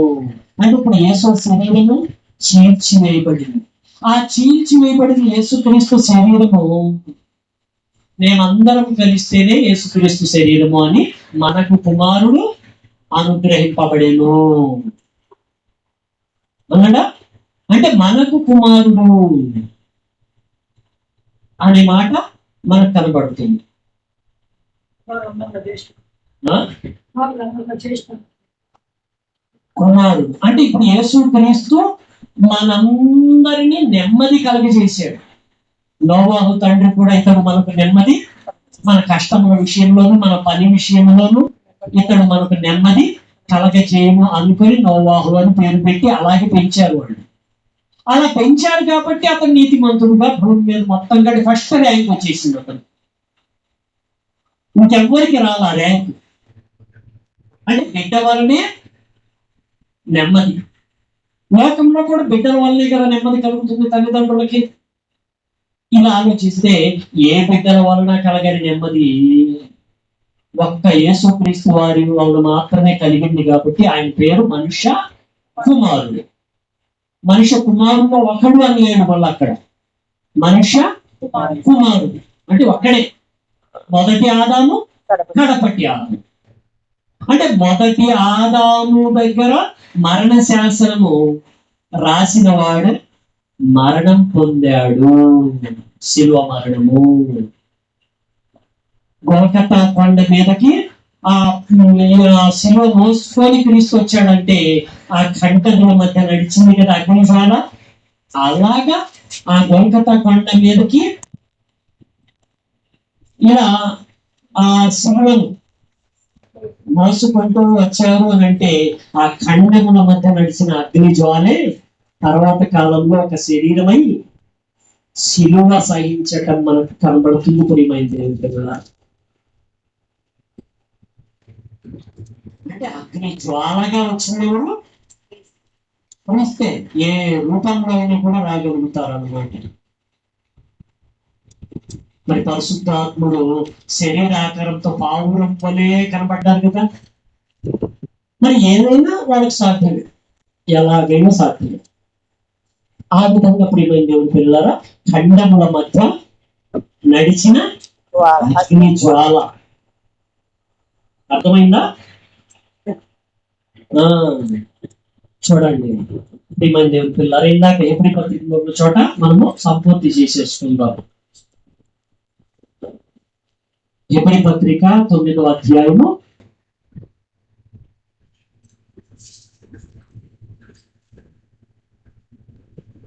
17లో ఉన్నాం మనం. ఆ శాసనమును రాసిన వాడు 9:17. ఆ శాసనమును రాసిన వాడు మరణం పొందితేనే అది చెల్లుడు. అది వ్రాసిన వాడు జీవించుచుండగా అది ఎప్పుడైనను చెల్లునా? అది ఎప్పుడైనను చెల్లునా?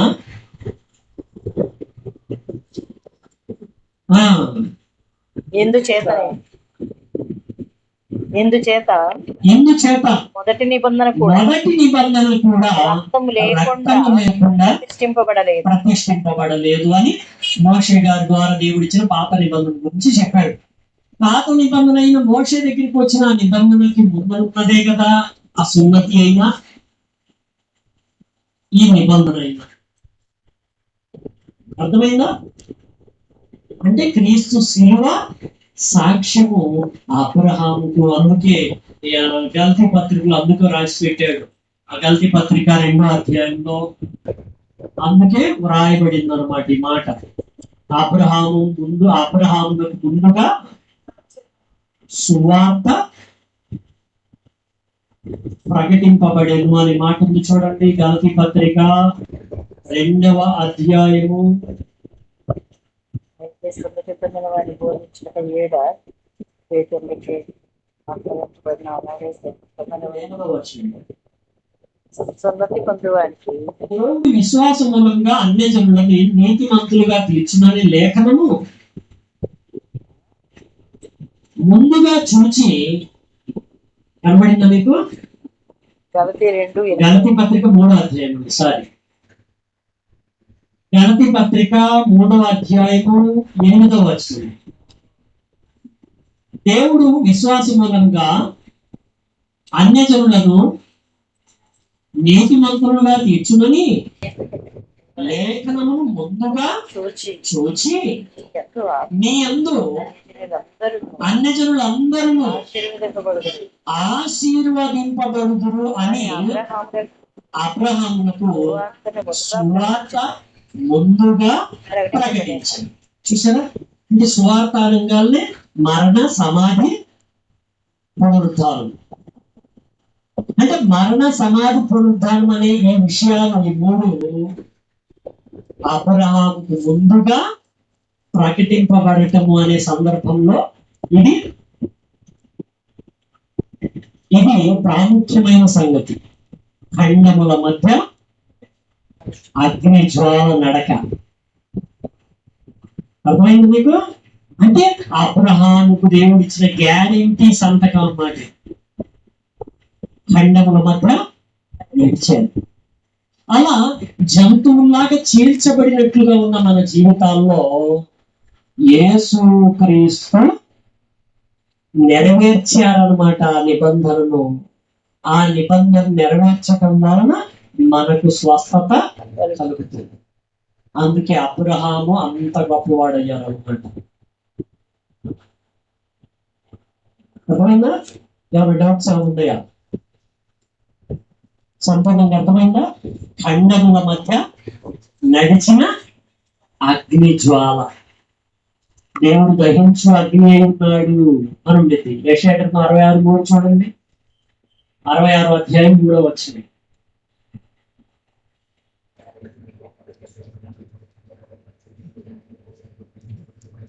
యెషయా గ్రంథము 66వ అధ్యాయము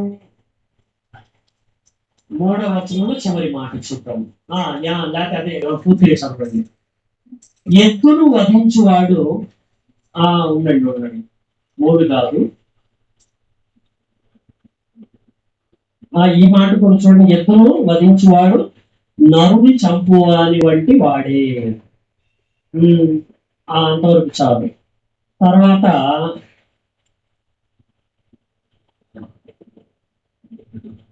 15వ వచనం చూద్దాం. 66:15. ఆలకించుడి, మహాకోపముతో ప్రతీకారం చేయుటకును అగ్ని జ్వాలలతో గద్దించుటకును యెహోవా అగ్ని రూపముగా వచ్చుచున్నాడు. చూసారా? ఎలా వచ్చుచున్నాడు? అగ్ని రూపముగా. ఇప్పుడు అబ్రహాము యొక్క ఆ ఖండముల మధ్య నడిచిన అగ్ని జ్వాల దేవుడే. అగ్ని జ్వాల అంటే ఆయనే మాట ఇచ్చి ఉన్నాడు, ఆయనే నెరవేర్చాడని హిజ్కియా గారు కూడా చెప్పారు. మాట ఇచ్చింది ఆయనే, నెరవేర్చింది ఆయన. అలాగే రెండోసారి క్రీస్తు వచ్చేటప్పుడు ఎలా వస్తాడని ఉంది హెబ్రీ పత్రికలోనే. రెండోసారి క్రీస్తు వచ్చినప్పుడు ఎలా వస్తాడని ఉంది 9వ అధ్యాయం హెబ్రీ పత్రికలో. ఇందాక మనము 9వ అధ్యాయంలోనే చదువుకున్నాము, గుర్తు పెట్టుకోండి. మరణ శాసనం రాసిన వాడు మరణిస్తేనే గాని అది చల్లదు అని అన్నాడు కదా 9వ అధ్యాయంలో. ఆ చివరి మాటలో 28వ వచనంలో ఒక మాట చెప్తున్నాడు.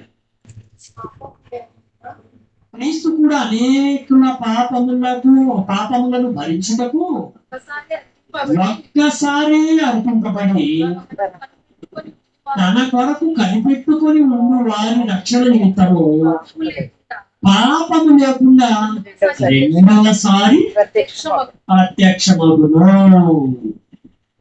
అంటే పాపము లేకుండా అంటే పాప శరీరాకారంతో రాడు. మొదటిసారి ఎలా వచ్చాడు?